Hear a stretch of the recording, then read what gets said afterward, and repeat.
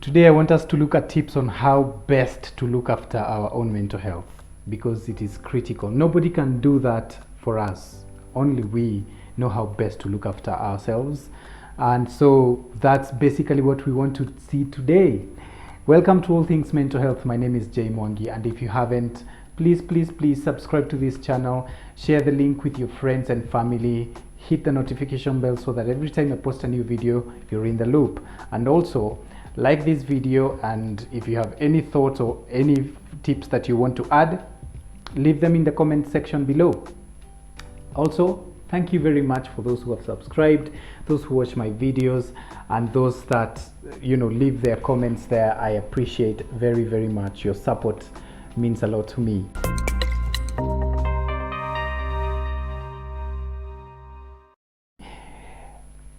Let's get started.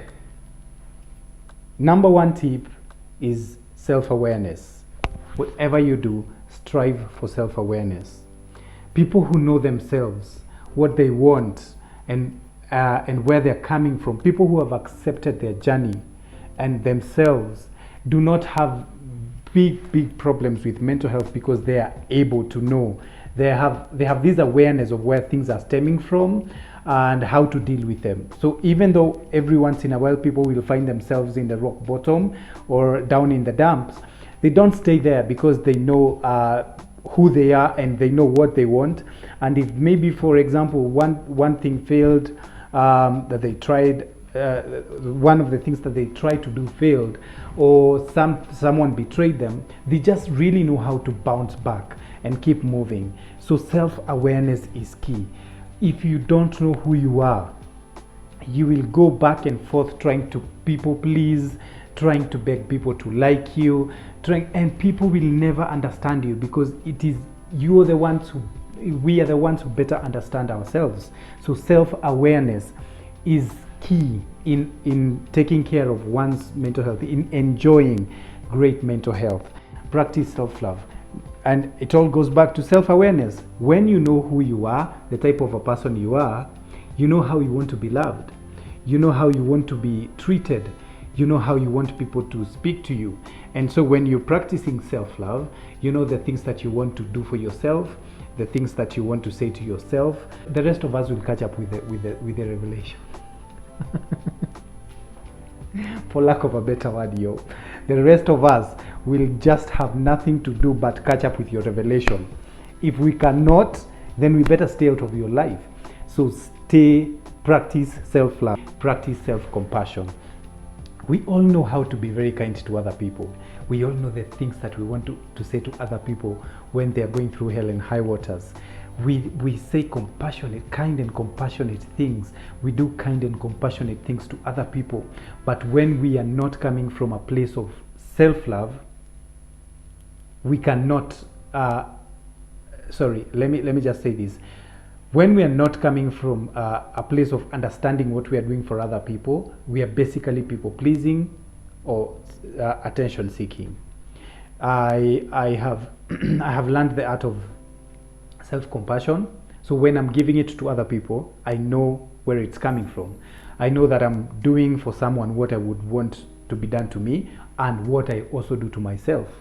And that makes more sense, and it's realistic when I'm giving to people what I would want to receive, and also when I'm giving to people what I give to myself. If I can't give myself time and I'm going to give other people my time, it means that I'm basically desperate and I'm trying to people please and getting people to like me, which is very unhealthy. I love to spend time with myself. I love to say kind things to myself, and I love buying myself things. So when I'm buying you a shirt or a watch, I know that I am not doing it so that you can like me. No, I'm doing it because I understand that compassion is a beautiful thing, because I have felt it from other people and from myself. Learn to talk about your feelings. I know we have all been socialized, especially men, we have been socialized to hide our feelings. And the more we suppress our feelings or our emotions, the more they keep disturbing, because look at it this way: what you don't address keeps coming back. So say, for example, somebody hurt you and you are not able to express the hurt. That hurt will keep eating you from within and without. And many times, especially what I found with myself, if I did not express my emotions at the time or shortly after, because sometimes at the time you're very overwhelmed by the emotion, so you might want to step back, give yourself a break, analyze the whole situation, and then come back with a response. But what I used to do, I would let it eat me up, and by the time I was opening my mouth to express it, I was vile, I was bitter, and my words were very unkind. So I learned the art of holding back, analyzing situations, and then just going back to be assertive. So learn to talk about your feelings. If you're going through hell and high waters, it's okay. No man is an island, guys. No man is an island. You cannot do this life alone. The things you feel, we also feel.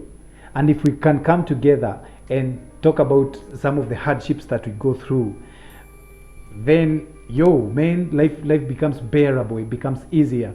If we can come together and talk about our joys, about our successes, about our achievements, again, they make more sense, because we feel that we belong. There's somebody celebrating us, and there's somebody who is down in the dumps with us. So let us normalize talking about our emotions appropriately. Let me just say that before I move to the next point.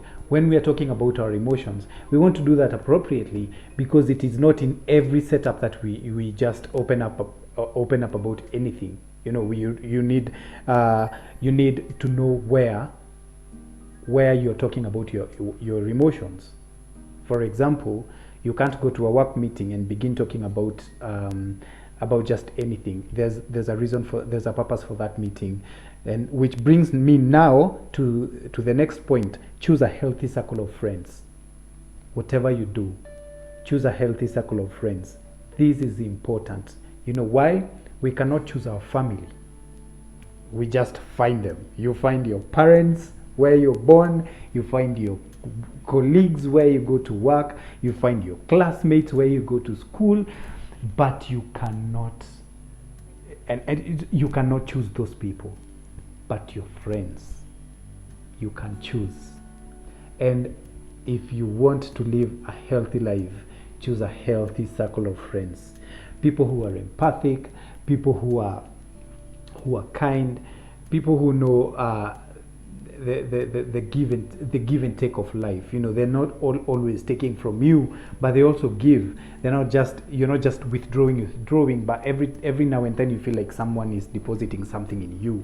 You need a healthy circle of friends, because when things go wrong, sometimes when things go wrong at home, where we run to is to our friends, and we say everything that we want to say without judgment. You need friends who can listen to you without judgment. Also, you need friends who can push you out of your comfort zone, because some of us are so accustomed to being in that place of feeling comfortable, and we never want to leave that place. But if you can have a circle of friends that tell you, you know what, I know you can sing, and I will get you to do exactly that. I know that you are a good writer. I don't know why you stopped writing. They call out the best in you. They bring out the best in you. This is the kind of people that we need in our lives, because sometimes when we go back home, we go to those invalidating and dehumanizing environments, and that it is very unhealthy to survive like that, and it can even make us very toxic people in the world, because we think that that's the healthy way of going about life. Invalidating others, dehumanizing others, belittling others, comparing ourselves to other people. But unfortunately, it's not the case. What we need to do is to understand that there's the healthy way of living life, and if we cannot choose our family, and we cannot choose our schoolmates or classmates or colleagues, then at least we can choose our friends. I feel that life has done me good by giving me that choice. I could not choose my family. I could not choose the people that I went to school to, because I found myself in that school, and I could not choose my colleagues, but I could choose my friends. And when I realized that is within my power, Bro, I choose them like I just handpick my friends. I handpick my friends. It takes long before I can warm up to a person, but when I get in there, I get there hopefully. Practice mindfulness. Practice mindfulness. And when I say mindfulness, I don't mean the woo meditation where like people sit and crisscross their legs and have their body positioned a certain way, which is not a bad thing. I'm not against that, but I know most people are against that. They feel like it's some sort of weird activity. I'm not against it, but what I'm talking about when I say mindfulness is being in the present moment. So whatever you're doing, be so focused on it to the point where you just can't think of anything else. You're just thinking about the thing that you're doing. If it's work, you're enjoying the activity that you're doing so much so that you're not ruminating about the past or worrying about the future. If it's taking a nature walk, you're so thoroughly enjoying it that you're so in the moment. You're not on social media, you're not making phone calls, you're not texting people, you're just there with yourself. Practice mindfulness. Even when you're eating, enjoy every bite of your food. Enjoy every moment with the people that you hang out with. If you're having a conversation with someone at home or in your circles, totally be in the moment. Sometimes what I like to do is I put my phone on flight mode or on silent mode so that I don't get distracted. I hate those distractions. I like being in the present moment with someone or with myself. If I'm reading a book, I am going to thoroughly enjoy my read until I'm done or until the set time is finished. Okay, so practice mindfulness. That's the mindfulness I'm talking about. If you're washing dishes, just totally enjoy the foam in your hands and the rinsing and all that. What mindfulness does to you, for a moment it takes you away from the worries of life, because sometimes we are doing one thing but thinking about a totally different thing altogether. I am doing laundry, but I am 10 years in the future. I am just worried about what will my life look like 5 years from now. And man, all we have is now. All we have is today. All we have is this moment. I don't know where I will be an hour from now, but this moment is a given. So I like to live. Right now I'm enjoying doing this video because it's all I have in this moment, man. It's all I have in this moment. So I'm enjoying totally and completely just doing this, looking at my notes and talking. And then after this, whatever I'm going to do, maybe I'm going to read a book, I am going to be totally immersed in that activity. So mindfulness is important in us enjoying good mental health. Love on someone else, especially a stranger. Show kindness to people you don't know. This feels very good. There is a scientific research that I was reading it some years ago, I think in 2018, and it was talking about showing kindness to a stranger, and people were giving stories of how, for example, they were in a restaurant and they were just having coffee or a meal, and the person next to them, for some reason, their system was not working, so they could not pay, or they left their wallet at home, and the person giving the story decided, you know what, let me just pay for their coffee. It's just coffee, put it on my bill. And just seeing the smile that the stranger had on their face because a stranger paid for their coffee was priceless. Now, I practiced it one time. I was in a matatu on my way to work, and there was this old grandmother. She was way older than my mother, and she whispered to me, and this is what she said: please get the conductor to give me my change, because I gave him a thousand bob. I was coming from Limuru, and she was going to a place that where she was supposed to pay 60 shillings. So she said, I have been asking him to give me my money, my change, my balance and he hasn't. I can see, I looked at him and I realized he had money in his hand. So I knew he wasn't lacking me. He probably wanted to take her for a ride, the other ride. So what I did, I said to her, relax, I will not leave this car until he gives you your money. We were going to the same destination. So what I did is we got to the destination, and the guy just left the matatu and went. But he thought that we had left, and after about 5-10 minutes he came back and he found us still there. And I said to him, oh, you owe her 940 shillings balance, and she's really worried and she's not familiar with this place, so she can't leave. He just pretended to have forgotten. I think he pretended because she said that she had asked him so many times, to the point where she freaked out and felt, and she, she was just really old. I am weak towards old people and babies, so I was moved with compassion when I saw how afraid she was. And I looked at this guy and I could tell he was just playing games. He had not forgotten. But when I said that, he gave her the money, and I told her, count your money and make sure it's 940 shillings. And she did exactly that, and she was so thankful. She said, I am asante sana, and all that. And just that made me have a very good day. Very, very, very good day.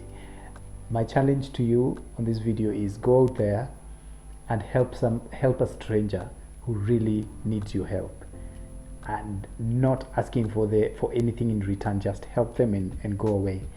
That will make you feel better. Sometimes we just need to be reminded that we are good.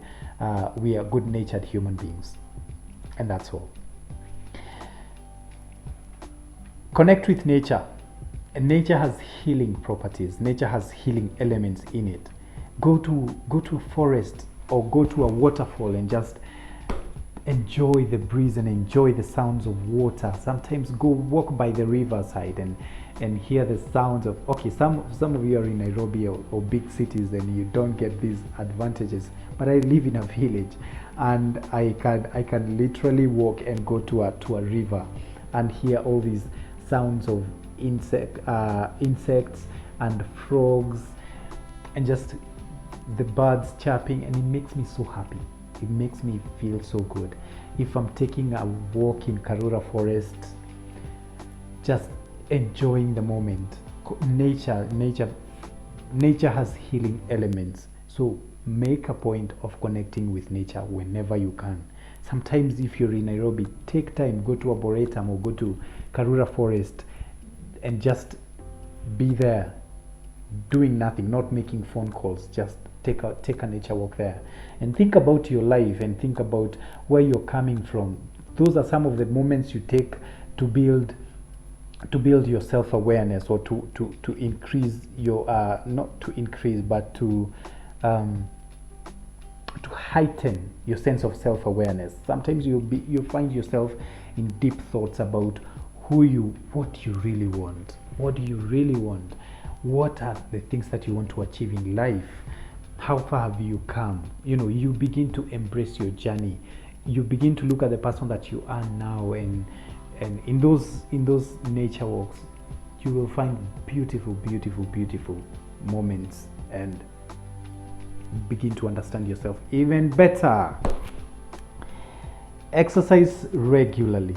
Research has shown that brain chemicals such as dopamine, serotonin, I'm forgetting the other one, I will write it here, they get produced when we exercise, and this in return makes us feel good. It boosts our self-esteem, makes us feel happy, makes us enjoy life much better than when we are doing nothing. And you know what?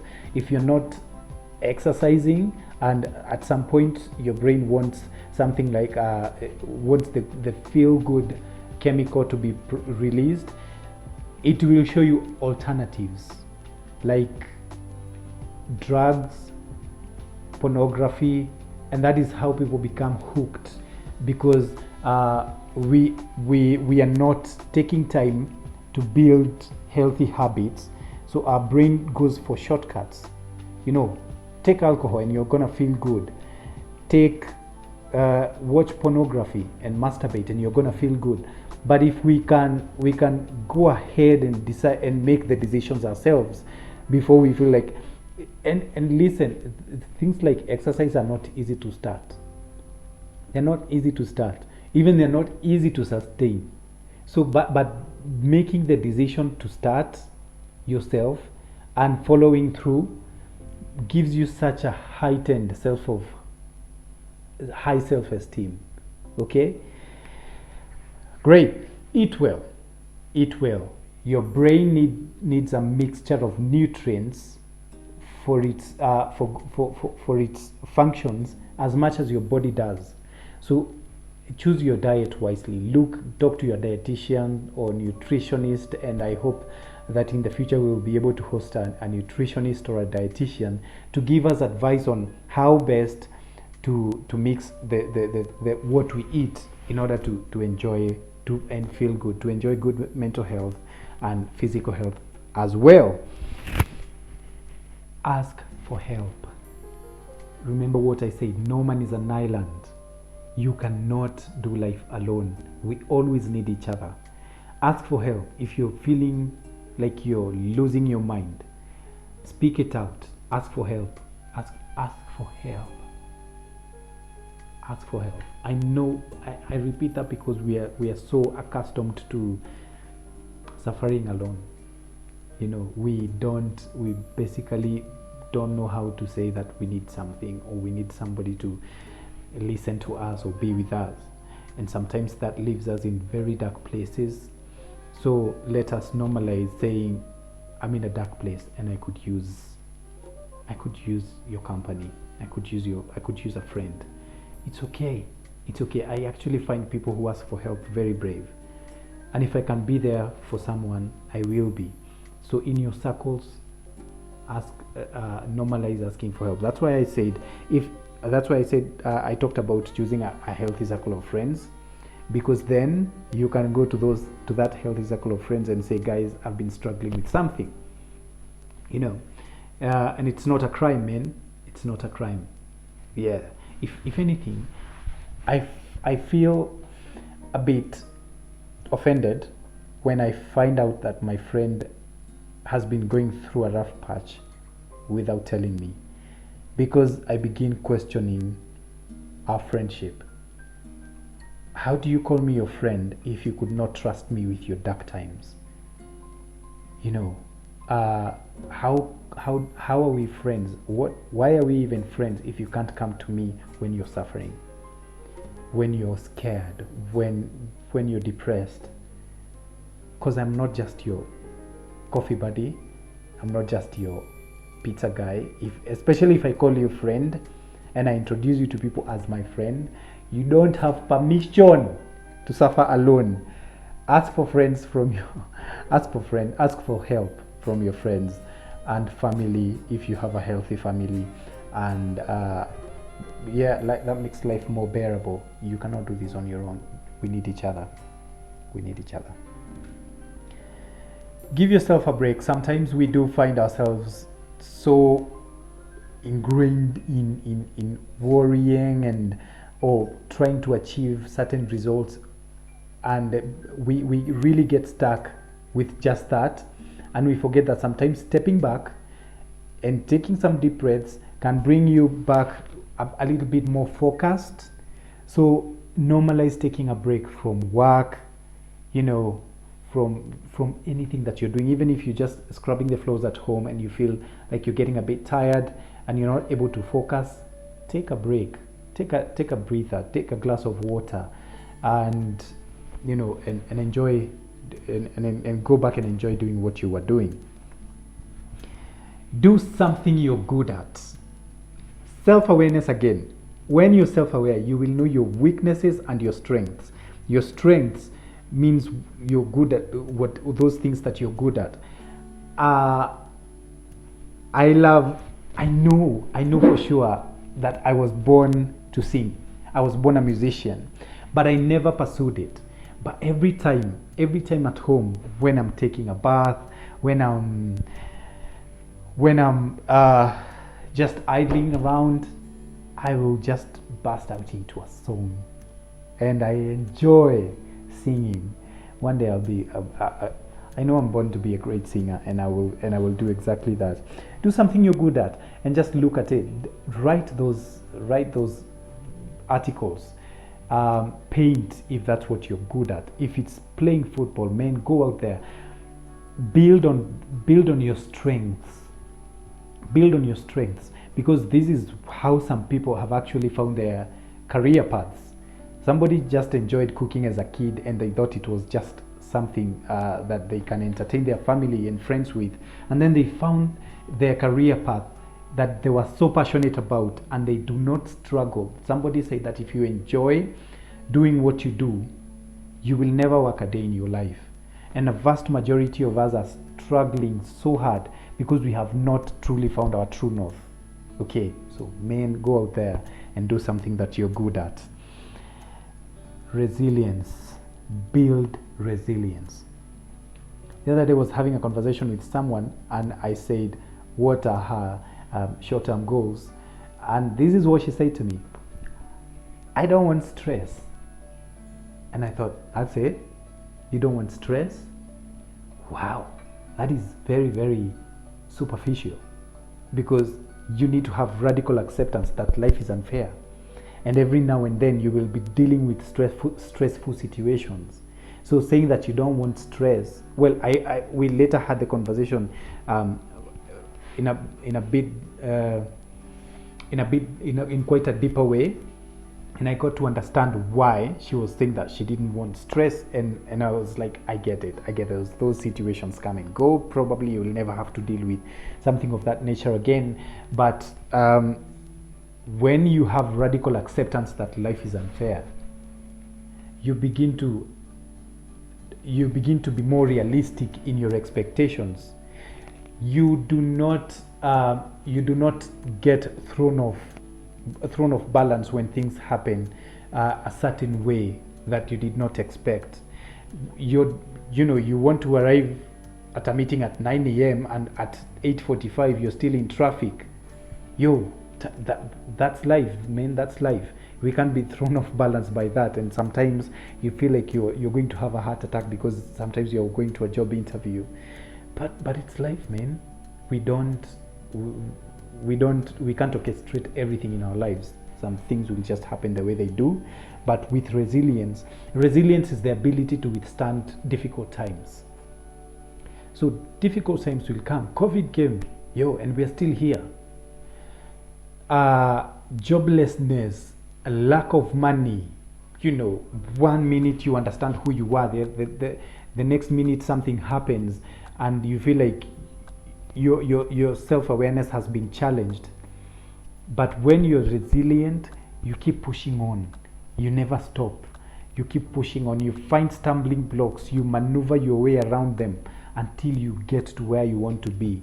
Life is all about managing how we deal with difficult times, because on the good times were not promised as the only thing that we would expect. Not only good times were promised. Life is a mixture of both. So let's build resilience. And I have a bonus tip for you before I wrap up, and it's social media. Monitor your usage of social media, especially if you're not there to market. You're just there to scroll and see what people are doing. That thing can give you depression like you have never imagined. Social media is a very dark place to spend your time. Everybody is there showing off their best life, and nobody is talking about reality. Everybody is there showing off their holiday destination, their very posh meals, their designer clothes, all this, that, and the other is not healthy for you, especially if you're struggling. Also, have you ever asked yourself what's going on the inside of this person that just posting photos of every single detail of their life. Have you ever asked yourself, what are they thinking? Because social media is a fertile ground for insecurity. Insecure people want validation and attention and admiration, even from strangers. So men, this person that's posting all the time, it's not because they are having the best time of their life. Sometimes I see a young boy or a young girl who was never validated by their parents, looking for that validation in adulthood on social media. Guys, I have a new dress. Please tell me I have done well. Please tell me I'm beautiful. Please tell me I'm all that in a bag of chips. And when you're on the other side of the screen, you're like, oh my God, I'm not living. Other people are living. I'm just, what am I doing with my life? But honestly, social media does not help much with our mental health and with our overall well-being. So if you're not looking at, and sometimes even the products that you see, you're like, man, everyone is just selling, and I have no money to buy. Every other person is opening a business, and I'm just here stranded. I'm not doing anything with my life. Every other person is talking about their new job, and I'm still here worrying about where the next meal is coming from. So please monitor your use of social media. I'll tell you what I've done. On my phone, I have the ability to set time limits for social media. So I have 1 hour for Instagram. I have 1 hour for both Instagram and Facebook. So if I use Facebook for an hour, I can't use Instagram and Facebook for the rest of the day. So it's basically like that 30 minutes for each. Because I know that's especially Instagram. Man, Instagram, guys. I don't want to go too far. I don't want to do a very long video, but I want to wrap up by saying life is always greener on social media. Life is always greener on social media. You need to be very careful how you use the social media so that you don't get into depression and anxiety for nothing. Okay? Thank you very much for watching this video. I hope that you have learned something. If you have further tips, give us more bonus tips down here in the comment section, and we will appreciate it very, very, very much. If you haven't, just a reminder, kindly subscribe to this channel, like this video, share it with your friends, comment in the comment section below, and I will very much hit the notification bell so that every time we post a new video, you're in the loop. Do you have a story that you would like to share with us? We are getting this is I say that this is just like for momentum building when I'm sitting here alone, because I want people to also share their mental health journey with other people, because I said that we are creating a community of love, kindness, compassion, and all that, and and depth. We can't afford to be people who just connect superficially. We want to be people of depth. So if you have a story, or if you know of somebody who would love to share their story with us of whatever struggles, they're welcome. Okay, they're welcome. Thank you very much. And remember, whatever you're going through, you can grow through it. Goodbye.